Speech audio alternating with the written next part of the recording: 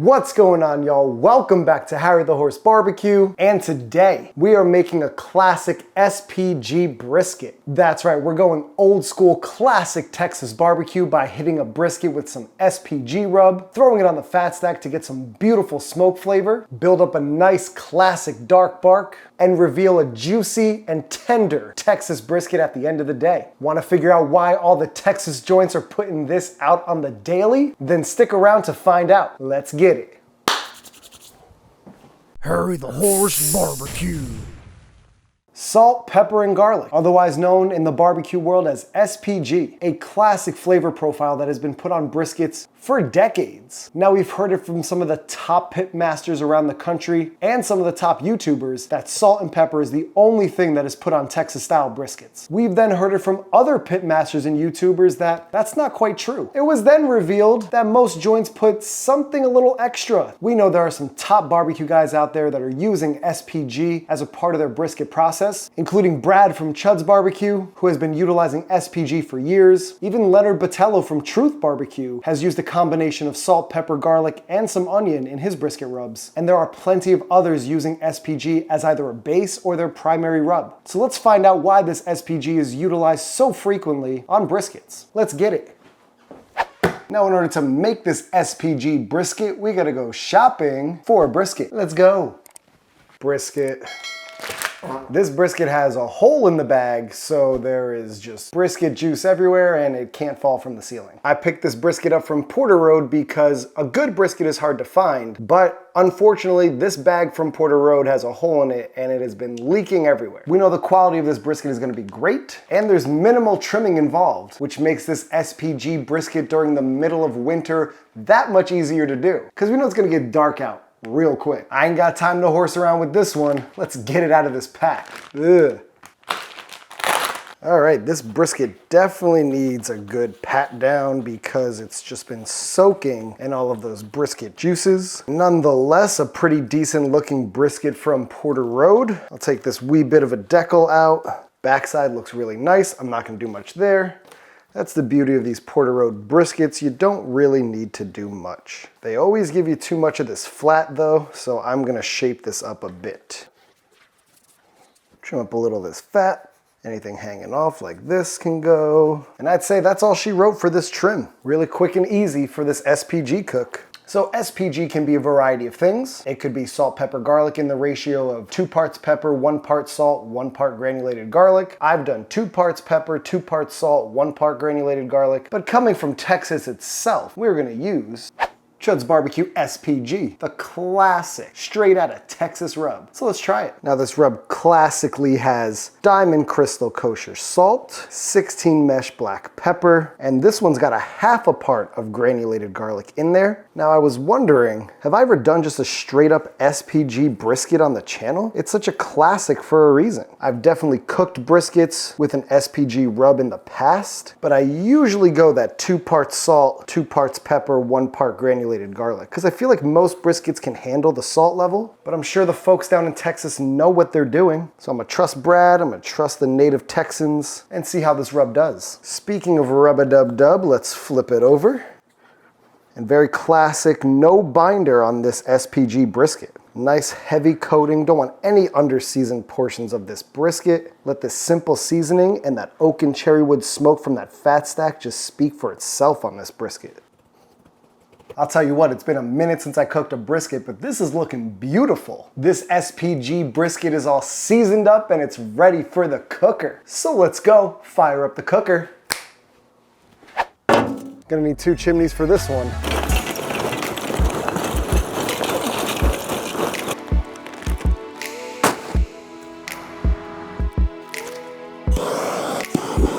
Let's let these get hot.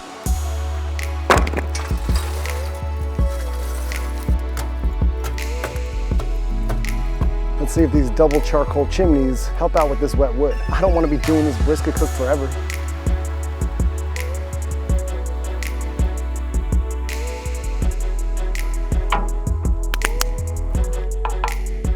All right, y'all, the fat stack is getting up to temp, but I want to get this brisket on so it can start to absorb some of that smoky flavor from the wet wood. And then hopefully over time we can build up those temps and ideally cook this brisket to start between 225 and 250. But time is of the essence here, so enough horsing around and let's go grab that brisket. Let's go. A classic SPG Texas style brisket coming up for y'all. Let's get it on the cooker. Up and under. Okay, we're gonna go far back of the cooker, closest to the wall. Something like that is pretty good. This brisket is sitting super snug on that fat stack, and it's gonna pick up some amazing smoke flavor in the early part of this cook. I've got the damper to the smokestack wide open because this wood is wet enough to generate enough dirty smoke that brisket will pick up some nice smoky flavor. I've got a water pan on the designated water pan shelf, and we're gonna try to rock temps between 225 and 250. Ain't nothing better than a classic SPG brisket right after the holidays. But all that's left to do now is close it down. Boom, shakalaka. I really hope this classic SPG rub seasons this brisket all the way through. Through rhymes with blue. What's that? You see a blue? Where? How'd you see that one? A crisp cold Canadian Pilsner will pair perfectly with this SPG. A lot of P's in that sentence. Nothing more satisfying than a wintertime brisket.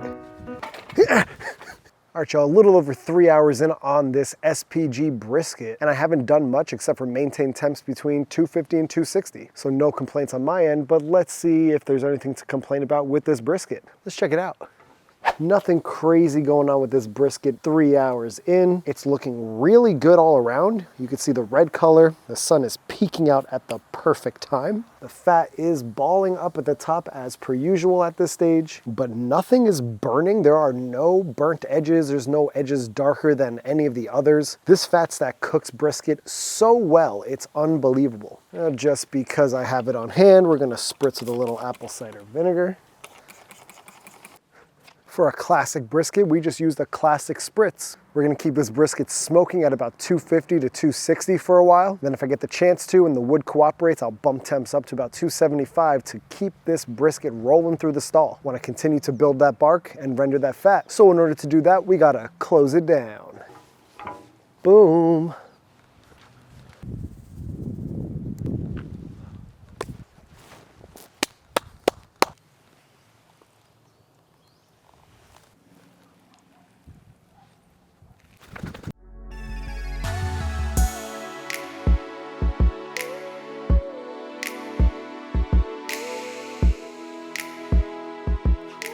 After a 12-hour rest, let's check out this SPG brisket and see how it's looking. Now this brisket's smoked in the cooker for about 10 hours. Then I wrapped it in some butcher paper and threw it in my oven until it reached an internal temp of about 202 degrees or so. And this brisket should be looking like a classic Texas style brisket, but let's find out.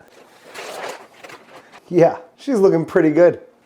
Brisket's got a nice wiggle factor to it. It's been a while since I've had a brisket. Now we want to go just about in the center, so we can unveil the deliciousness just like that.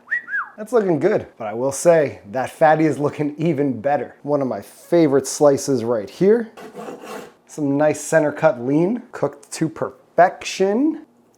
It's game over. We just admire this real quick. Look at that fat cap render, nice and tender brisket, beautiful smoke ring. You already know this classic brisket's gonna be good. Yep, spot on, man. Ooh. I like that a lot. Oh yeah, oh my gosh. This is just melt in your mouth, that's how good that is. It's super tender. It's like the perfect amount of tenderness, perfect amount of fat. It just melts away. It's not too salty, it's not too peppery, it's not too garlicky, it's not too smoky. It is a perfectly balanced all-around brisket. No wonder barbecue joints are serving this style of brisket up. It's just a great all-around flavor profile, and you can't go wrong. Let's check out some of this fatty, starting with the burnt ends. Our burnt end is looking amazing. Not too shabby. It's spot on. A few slices in, that fatty's looking good. Not a lot of point on this brisket, but those fatty slices are still looking good. I literally bit that with my lips and it just tore apart. This is just a great all-around brisket. This is the brisket you want to serve to your friends and family. This is the brisket that's all around delicious. This SPG brisket is so good, I just can't stop. The salt ratio is perfect. Pepper makes an amazing smoky bark, and you get that hint of something else with that garlic that makes this not just a plain Jane brisket, gives it a little depth of flavor. These point slices may look a little odd, but they are not horsing around. I mean, I wish y'all could just feel this right now. It is the perfect level of tenderness. And there we have it. This brisket is all sliced up just to prove how perfectly done and how edible pretty much this entire brisket is. Here is the finished product. You got all your fatty slices, all your lean slices, burnt ends scattered, and a couple pieces on the side just for the horse. Hold your horses. Even the lean is good. Oh yeah. This method is a classic and has stuck around for a reason. Now we can get fancy by putting all sorts of different things on our briskets, Lowry's, different binders, different rub combinations, different little secret ingredients. But barbecue is not about secrets. Keeping it simple and putting in a lot of time, attention, and love into the craft, and you'll end up with an amazing brisket just like this one. I tell you what, brisket always puts me in a deep barbecue coma, but I'm gonna let these SPG flavor notes tickle my taste buds while I go dream about some lyrics. Ugh, too much brisket always makes me too sleepy. Oh well.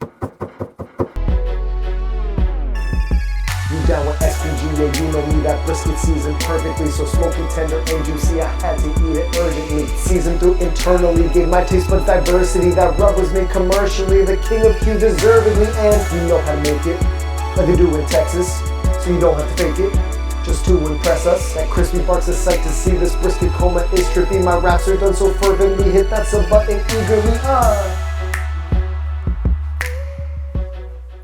Thank y'all for tuning into Harry the Horse Barbecue. I really appreciate you checking out this video. Make sure you subscribe to the channel. I'd greatly appreciate it, and it really helps me out. You know we got that dark bark on the outside of this brisket, so leave a like on this video. Comment down below with your favorite flavor profile on brisket, and make sure you hit that notification bell so you get notified every time we're posting new content. And you can follow me on Instagram at Harry the Horse Barbecue. Tag me so I can see what y'all are cooking, because it really inspires me to get outside and cook for y'all. And with that being said, there's only one more thing, y'all. This one is going straight to the horse's mouth. We'll catch y'all in the next one. Peace. Mmm.